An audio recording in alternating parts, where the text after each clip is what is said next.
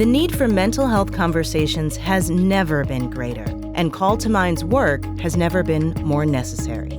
If we don't make radical change in our approach to mental health, we're going to have a major problem in this country, particularly coming out of the COVID pandemic. Call to Mind from American Public Media is the only public radio program with the sole purpose of bringing vital mental health conversations to audiences in need across the nation. The reach of our reporting, specials, podcasts, and events has grown to encompass newsworthy and timely topics like the mental health impact of COVID, as well as the trauma of systemic racism and mental health parity.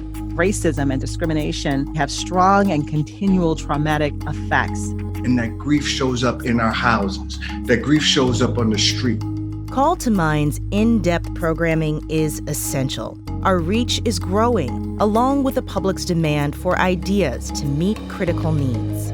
There are so many young people out there who are struggling with other mental health challenges. I have reached some of the lowest lows during this pandemic. I just ended up crying multiple days in a row. I really desperately need to talk to somebody. It's the people who are often the most severely affected who are the least likely to receive care until there's an emergency.